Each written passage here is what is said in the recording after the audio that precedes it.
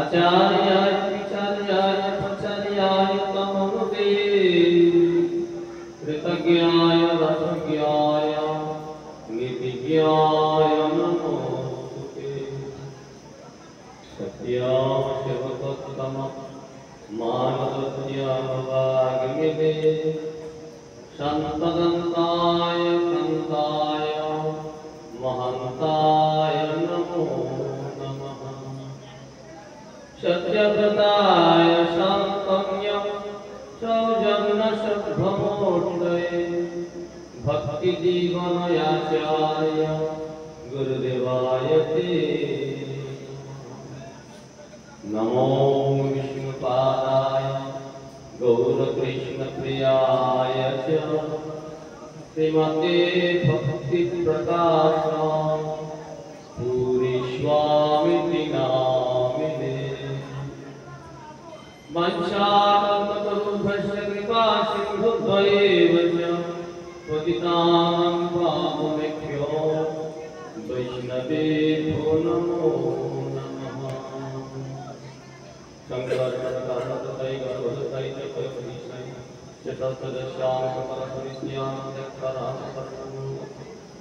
श्री कृष्ण चैतन्य प्रभु नित्यानंद श्री अद्वैत गदाधर श्रीवासादि गौरभक्तवृंद हरे कृष्ण कृष्ण कृष्ण हरे हरे हरे राम राम राम हरे हरे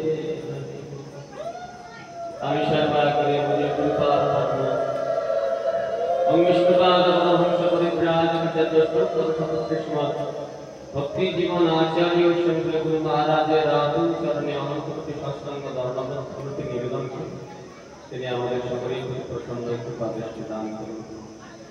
गुरुपाद परम विष्णुपाद अष्टोत्तर शतपरिबंध स्वामी श्री श्रीमद् भक्ति प्रकाश गिरी गोस्वामी महाराज आज शुभ आविर्भाव तिथि महा महोत्सव के केंद्र করে महतिगण गुरुवर्गगण সকলে উপস্থিত হয়েছেন। সেই গুরুপাদ পদ্মের পাদ পদ্মে আমি অনন্ত কোটি সাষ্টাঙ্গ দণ্ডবত প্রণতি নিবেদন করি। তিনি প্রসন্ন হন কৃপা দৃষ্টি দান করুন। তৎপরে গুরুপাদ পদ্ম विष्णुपाद भक्ति सर्वस्वती विक्रम गोस्वामी महाराज गुरुपाद पद्म विष्णुपाद श्रीमद् भक्ति विचार भारत गोस्वामी महाराज गुरुपाद पद्म विष्णुपाद श्रीमद् भक्ति रत्न नारायण गोस्वामी महाराज गुरुपाद पद्म विष्णुपाद श्रीमद् भक्ति कमल ऋषिकेश महाराज गुरुपाद पद्म श्रीमद् सत्यभागवत दास महाराज अन्यान्य त्रिदंडी पापनाम मंत्री मंडली मातृमंडली सकल चरण जहाज श्रद्धा संकल्प सकल प्रसन्न আজকে যে দিনটিকে কেন্দ্র করে আমাদের বিশেষ আবেগ আমাদের তো শ্রদ্ধা উপস্থিত হয়নি। গুরু মহারাজ বলতেন আপাতত দৃষ্টিতে উপরে কাছে মাঝে ভাব দেখা যায়, এটা প্রাকৃত, এটা শাস্ত্রীয় শ্রদ্ধা। আবেগ উপরে প্রাকৃত ভাবটাকে সত্য হিসাবে বিচার করা ঠিক। এজন্য আমাদের যে একটা উপরে একটা উচ্ছ্বাস আবেগ একটা চাচ্ছে, এটা কিসের জন্য? আজকের এই দিনটিকে আমাদের যারা প্রাকৃত জগতে রয়েছে, আমার মতো যারা প্রাকৃত জগৎ নিয়ে যাদের জীবন, যাদের অনুভব প্রাকৃত, তাদের এই ক্ষণিক আবেগ তৈরি হয়, আবার পরক্ষণে আবেগ। শ্রদ্ধা কখনো নষ্ট হয় না। শ্রদ্ধা সাথে বিশ্বাস সুদৃঢ় নিশ্চয় কৃষ্ণে ভক্তি করিলে সর্ব কর্ম কৃত। সুদৃঢ় নিশ্চয়াত্মিক যে বিশ্বাস, এটা হলো শ্রদ্ধা। এটা তো আমাদের তৈরি হয়নি, এটা আবেগ শব্দটি বললাম। যাই হোক, অনেকের শ্রদ্ধা তৈরি আছে, অনেকের শ্রদ্ধাবান শ্রদ্ধাভক্তি, সেই যাই বলে দেখেন যাকে কেন্দ্র করে তিনি হলেন গুরুপাদ পদ্ম এবং বিষ্ণুপাদ শ্রীমদ্ ভক্তি প্রকাশ गिरी गोस्वामी। আজকের দিনে শতবর্ষ পূর্বে এই তিথিকে অবলম্বন করে তিনি পৃথিবীতে অবতীর্ণ হয়েছিলেন। আমাদের মতো অভাগা জীবকে পরমার্থের পথ প্রদর্শনের জন্য আমি প্রথম গৌরী মঠের আদর্শ, জীবনের উদ্দেশ্য, মনুষ্য জীবনের সার্থকতা কিসে হবে, হরিনাম কি বস্তু, কেন হরিভজন করবো, যাবতীয় তার সেগুলো কি শুনেছিলাম। তখন তো অন্য কোনো সাধু চিনতাম না, কোনো গৌরী মঠে যাইনি, কোনো সাধু তখন আমার হয়নি। প্রথম তিনি আমার বাড়িতে এসে, যেখানে পূর্বাশ্রমে যে আমার জন্ম হয়েছিল, সেই ঘরে এসে তিনি আমাকে শিখিয়েছিলেন। তখন আমার বয়স 12.5 বছর। সেই গুরুপাদ পদ্ম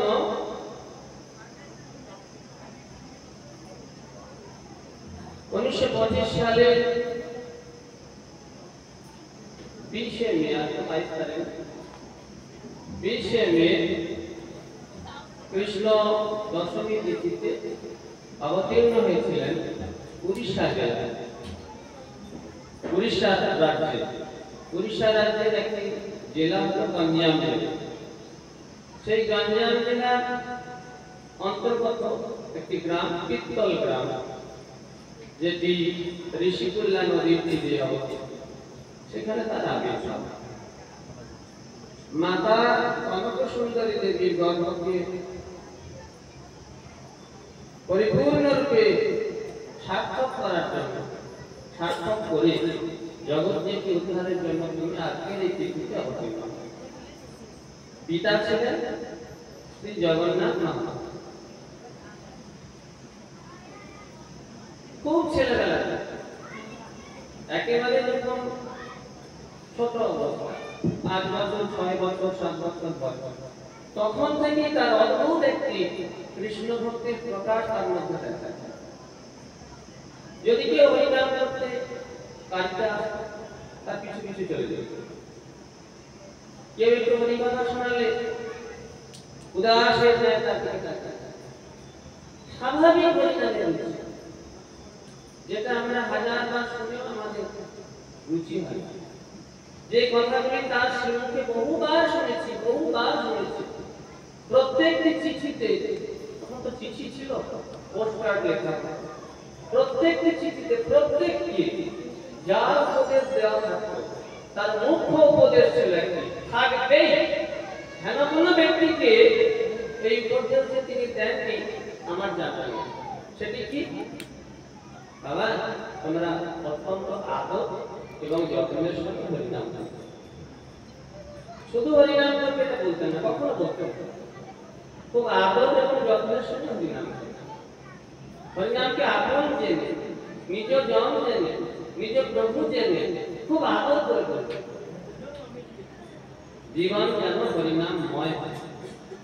প্রত্যেকটি সেবা কাজ করবে, প্রত্যেকটি সেবা কাজ করবে হরিনামকে মানিয়ে, মুখে হরিনাম করবে আর সেবা কাজ করবে। এটি তার উপদেশের প্রধান উপদেশ। এই ভাবটি প্রথম একেবারে ছেলেবেলাতে খুব পরিসর থেকে তার মধ্যে ফুটে উঠেছিল হরিনামের প্রতি স্বাভাবিক আকর্ষণ, স্বাভাবিক বৃদ্ধি। তার একটি ছোট্ট বোন ছিল, কি নাম, গায়ত্রী না কি নাম ছিল? আপনারা বলতে পারবেন, বোনের ছেলে মেয়েরা কয়েকজন এসেছেন। গুরু মহারাজের পূর্বাশ্রমে 7 জন এসেছেন। হ্যাঁ, আরো মেঘালয় থেকে 2 জনের 3 জনের আপনার কথা জানি না কখন আসবে। তারা এটা আরো ভালো বলতে পারবে। গায়ত্রী সম্ভবত শুনেছি তার একটা বোন ছিল। পরবর্তীকালে পিত্তল গ্রামে গিয়ে শুনলাম তার নাম গায়ত্রী। তার সাবিত্রী, সাবিত্রী, সাবিত্রী, তিনি গুরুদেবের পিছনে সবসময় গুরুদেব যেখানে যেখানে নাম শুনতেন তিনি তার সঙ্গে থাকতেন। এমনকি যখন তিনি সংসার ত্যাগ করে ঠিক করলেন যে আমি প্রভুপাদের কাছে যাব, তখন ওই বোন পিছু ছাড়ে না। বোনকে নিয়ে তো সংসার ত্যাগ করা যাবে না, বোন পিছু ছাড়ে না। বোনকে লুকিয়ে সংসার ত্যাগ করার কতদিন সময় লেগে গেছিল। সব সময় পিছনে ওই সাবিত্রী মাথাতে লেগে এত স্নেহের বোন। একদিন এর পূর্বে আর এক শিক্ষক ছিল, স্কুলের শিক্ষক মহাশয়, তিনি প্রভুপাদের সন্ধান করছেন। শোনো, তুমি যে হরিনামকে ভালোবাসো, সেই হরিনাম গান করার জন্য খুব সুন্দর একজন মহাপুরুষ পাঠিয়েছে। তিনি হলেন ভক্তি সিদ্ধান্ত সরস্বতী ঠাকুর প্রভুপাদ। তাকে দর্শন করলে, তার সাক্ষাৎ লাভ হলে, তার সঙ্গ হলে তোমার যাবতীয় ইচ্ছা পূর্ণ। ছেলেবেলায় তখন 10-11 বছর বয়স, গুরুদেব সংসার ত্যাগ করেন, 11 ক্লাস 12 রানি, এইরকম বয়স। তখনই মাথায় ঢুকে কিছু ফলে প্রভুপাদের সঙ্গ লাভ করতে হবে। কোথায় প্রভুপাদকে পাওয়া যায়, কোথায় প্রভুপাদকে পাওয়া যায়, কে দেবে? ওইটুকু ছেলেকে কে দেবে প্রভুপাদ? একদিন অত্যন্ত গোপনে সংসারের সমস্ত কিছু ত্যাগ করে গঞ্জাম জেলার অন্তর্গত ব্রহ্মপুরম, যাকে আমরা বেহারামপুর বলি, তার নাম হচ্ছে ব্রহ্মপুর। সুন্দর সুন্দর স্টেশনগুলি, ব্রহ্মপুর, জগন্নাথপুর, নৃসিংহপুর, নরসিংহপুর, এই স্টেশনগুলোর নাম আছে। সেই ব্রহ্মপুর স্টেশনে চলে আসে। সেখান থেকে সোজা ট্রেন ধরে হাওড়া এসে সন্ধান নিয়ে ওইটুকু ছেলে বাগবাজার মঠে গিয়ে প্রভুপাদকে দর্শন করে। ওইটুকু ছেলেকে তো দীক্ষা দেওয়া যায় না, ছোট ছেলে দীক্ষা দেয়। হরিনামটা দিয়ে বলেছিলেন বাবা মঠে। পরবর্তীকালে 1 বছরের মধ্যে প্রভুপাদ অক্ষত, প্রভুপাদের সঙ্গে মিশে। কিন্তু ওই যে প্রভুপাদকে দর্শন করে তার যে কৃপা, দর্শনেতে তার জীবনের আমূল পরিবর্তন। পরবর্তীকালে অনন্ত ভারতের কাছ থেকে তিনি দীক্ষা গ্রহণ করেন। কিন্তু পরবর্তীকালে মায়াপুরে পড়লেন সমস্যার কারণে সেখান থেকে ভক্তিময় ভাগবত গোস্বামী মহারাজের হাত ধরে চলে এসেছিলেন বীরভূম। বীরভূমে এসে খুব ছোট, বাবা তুমি তো ছোট ছেলে, তুমি কিভাবে সাধু হবে? তোমাকে কিছু শিখতে হবে। প্রভুপাদ অপ্রকট হয়েছেন, এখন তোমাকে কিছু শিখতে হবে। হ্যাঁ কি করবো? একটু লেখাপড়া শেখো, অন্তত সংস্কৃতটা শেখো। তখন তিনি সংস্কৃত শেখাতে শুরু করলেন। এই করে করে শিখতে একদিন ঠিক করলেন যে আমাদের যে শিব মন্দির আছে তারকেশ্বর শিব, ওই তারকেশ্বরে গিয়ে চলে ভর্তি হলেন। সিদ্ধান্ত নিলেন যে রামানুজের শ্রীভাষ্য এর উপরে তিনি পড়াশোনা করবেন আর কিছুদিন পর। কিন্তু শ্রীভাষ্যের বই তখন এত অ্যাভেলেবেল ছিল না, এত অ্যাভেলেবেল বাজারে কোথাও পাওয়া যায় না। অনেক আগ্রহ করে একজন তার শিক্ষকের মুখ থেকে শুনলেন কোন একটা জমিদার বাড়ির কোন একজন ধনী ব্যক্তির কাছে ওই বই দিয়েছে। কি অদ্ভুত তার ইচ্ছা! কত কষ্ট করে একটা বই সংগ্রহ করতে, তাকে অনেক কষ্ট করে সেই গ্রন্থ সংগ্রহ করে এমন ভাবে পড়াশোনা করেছিলেন, পরবর্তীকালে সেই দলেতে তিনি ফার্স্ট হয়েছিলেন, স্বর্ণ পদক পেয়েছিলেন। এখনো সেই পদকটি কর্তরিয়া মঠে সংগ্রহ থাকার কথা। এইরকম তার নিষ্ঠা আমরা দেখেছি। আমি খুব ছোটবেলা থেকে তার কাছাকাছি থাকতাম। পরবর্তীকালে বড় হয়ে একটু লেজ দিয়ে গিয়েছিল, তো এটা হয় যখন একটু ইয়াং বয়সে, তখন এই যে জানবো ওই করবো, হ্যান করবো, ত্যান করবো, জগতের প্রতি একটা স্বাভাবিক জানার একটা কৌতূহল হবে। হ্যাঁ, যখন 12 বছর 12.5 বছর বয়সে তখন তার চরণে আশ্রয় করি।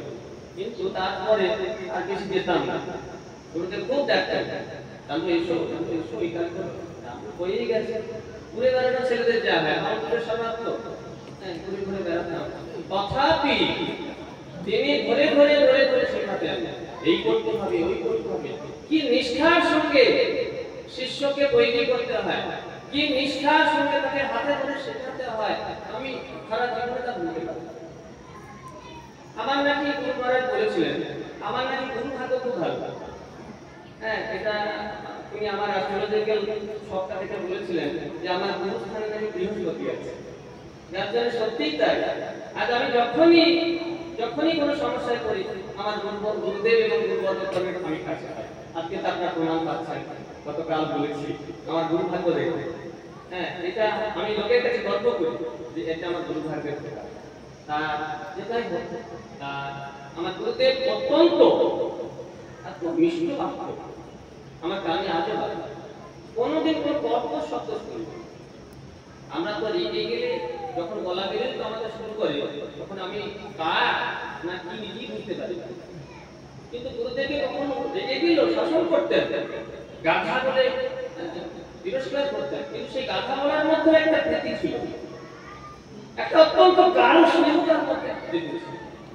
এইরকম অত্যন্ত তার সঙ্গ করেছেন যতজন ব্যক্তি, প্রত্যেকে জানেন তিনি কিভাবে স্নেহ করতে পারেন। গুরুপাদ ভগবান বিষ্ণুপাদ ভক্তি জীবনে আচার্য গোস্বামী মহারাজ ছিলেন। গুরু মহারাজের সেই স্নেহ পেয়ে আমার ওই স্নেহের পরবর্তীকালে যে অভাবটা সেটা পূর্ণ হয়েছে।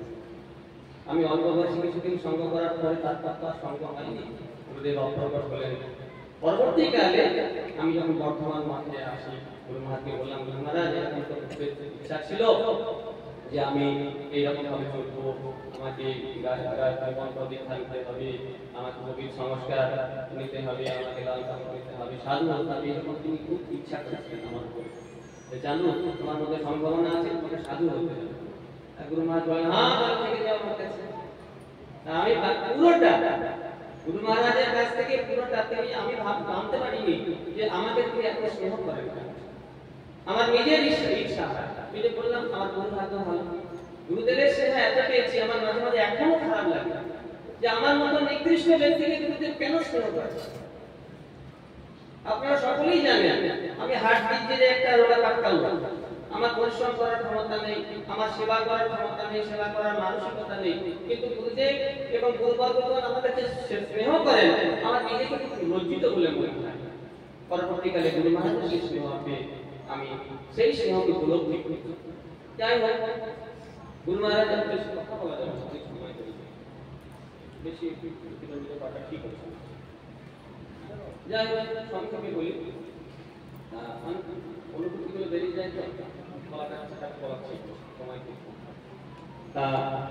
গুরুদেবের মূল কথা হলো যে কোনো চিন্তা নেই, আদর এবং যত্নের সঙ্গে।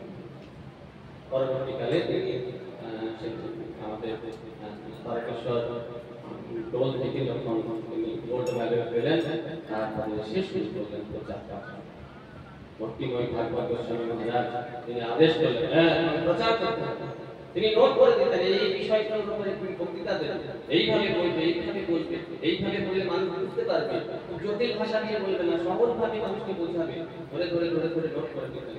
আর সেই নোট নিয়ে ভাগবত নিয়ে তিনি সেই সমস্ত বীরপুরের বিভিন্ন এলাকায় প্রচার করতেন। স্বাভাবিক তার প্রচার কিন্তু অনেক নিঃসন্দিত হয়েছিলেন, হয় এটা যেমন একটু স্বাভাবিক মানুষ প্রচার করার ক্ষমতা তার অনেকে দুষ্ট লোকের একটা দৃষ্টি থাকে, যাই এসব না বলাই ভালো। পরবর্তীকালে তিনি গড়গড়িয়া গ্রামে একটি মঠ প্রকাশ করেছিলেন। সেই মঠ প্রকাশ করতে গিয়ে গুরুদেবকে যথেষ্ট সবথেকে বড় জিনিস সাহায্য করেছিলেন, তিনি হলেন পাঁচু বাবু। পাঁচকড়ি বোঝায় নাকি? পাঁচকড়ি মুখোপাধ্যায় আমাদের দেবাশী বাবু আছেন, ওনার দাদা পঞ্চানন মুখোপাধ্যায়। ওনার দাদু একেবারে নিজের ছেলের মতো করে ওনার মা দশদার ঠাকুমা মানে পঞ্চানন বাবুর স্ত্রী একেবারে নিজে রান্না করে আদর করে বসে বসে খাইয়ে তাকে বড় করেছে। হ্যাঁ, যে প্রচার করতে হবে, এই করতে হবে, এইভাবে অনেক কষ্ট করে। তখন গড়গড়িয়া গ্রামে এই এখন যেমন আছে এমন তার ছিল না, চারদিকে কাদা, বন জঙ্গল, ফাঁকা মাঠে একটু জায়গা নিয়ে তিনি মঠ স্থাপন করেন। এখন মঠের অনেক পরিধি হয়েছে। সেই মঠ সারা জীবনের অন্তিম দিন পর্যন্ত তিনি সেই মঠের শ্রীবিগ্রহের সেবা করেন। শ্রীবিগ্রহের প্রকাশের ক্ষেত্রে একটি ঘটনা আছে, নাকি সেই বিগ্রহ উনি স্বপ্নে দেখেছিলেন যে পরবর্তীকালে ওই বিগ্রহকে যেখান থেকে নিয়ে আনা সেখানে গিয়ে দেখবেন, হ্যাঁ এই বিগ্রহই আমি দেখেছিলাম, সেই বিগ্রহকে এরকম বহু ঘটনা আছে। সুতরাং সেই যে গড়গড়িয়া মঠ কর্কটিয়ান মঠে থেকে তিনি যখন প্রচার শুরু করলেন, ক্রমে ক্রমে চারিদিকে শিষ্য সামন্ত প্রচুর হয়েছিল। কিন্তু তখন এখনকার মতো যেমন সহজে আমরা প্রচারে যাই, এখানে যাচ্ছি ওখানে যাচ্ছি সেখানে যাচ্ছি, সেসব কোথাও পায়ে হেঁটে যেত, মাইলের পর মাইল, মাইলের পর মাইল, ঘন্টার পর ঘন্টা হেঁটে হেঁটে প্রচারে যেত। কোথাও আবার গরু গাড়ি থাকার জায়গা কোথায়, কোনোরকম মাটির তুলে। আমরা তো বাবু হয়ে গেছি, বাবুর মতো চার চাকা করে যাচ্ছি, বাবুর মতো এসি ঘরে থাকি, কত রকম ভাবে আমরা প্রচারে যাই। কিন্তু জানেন আমার গুরুবর্গ যারা আছেন তারা ভালো বুঝতে পারবে, তারাই বলে প্রচার করেছে। আমরা তো হ্যাঁ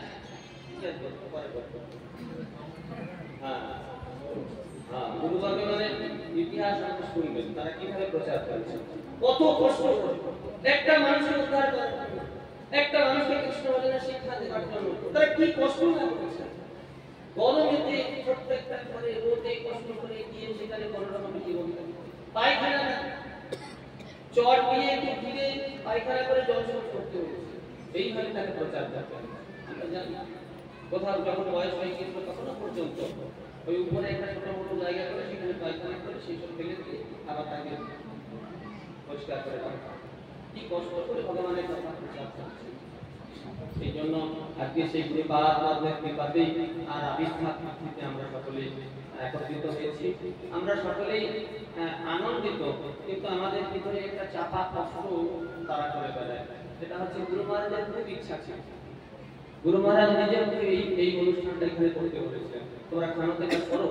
তো গুরু মহারাজ যদি প্রকাশিত থাকতেন তো আমাদের সব থেকে আজকে গৌরবের বিষয়, আনন্দের বিষয়। আমার আনন্দ হচ্ছে না, কার কি আনন্দ হচ্ছে জানি না। হ্যাঁ, ভেতরটা একটা গুরু মহারাজ থাকলে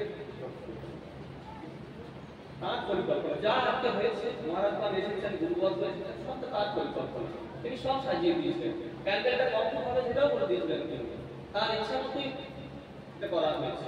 সমস্তটাই আমরা পরিপাটি করে তৈরি করতে পারিনি বটে, কিন্তু সমস্ত কিভাবে করবো, কখন মিটিং করবো, কিভাবে হবে, সমস্তটা তিনি সাজিয়ে দিয়েছিলেন। তিনি যদি আপনার বছর আমাদের কাছে আসতেন, আমাদের আজকের নিয়ে গুরুপাদের চরণে প্রার্থনা জানাই তিনি আমাদের আমার গুরুবর্গ এসেছেন, আমার সব অভাব পূর্ণ হয়ে গেছে। আমরা আর কিছু করতেন না। উৎসবে ততটা সফলতা হবে এটা আমার কাছে বড় প্রাপ্তি নয়। যে কতটা ভালোভাবে আনন্দ করলো, কে কতটা সুখে রইল, কে কতটা প্রাপ্ত হলো, এর থেকে আমার কাছে সব থেকে বড় কথা আমার গুরুবর্গ এসেছেন। গুরুবর্গ যদি প্রসন্ন হন আমার জীবনে সব থেকে বড় প্রাপ্তি। আমি ঘর ছাড়ার আগে প্রভুপাদের উপদেশামৃত গ্রন্থটা খুব পড়তাম। প্রভুপাদের উপদেশামৃত গ্রন্থে ছত্রে ছত্রে প্রভুপাদ বলেছেন গুরুদেবের আনুগত্য ব্যতীত কিচ্ছু হবে না। গুরুদেবের কৃপা লাভ না হলে গুরু সেবা না করে কৃষ্ণের সন্তুষ্টি দান কখনো সম্ভব নয়।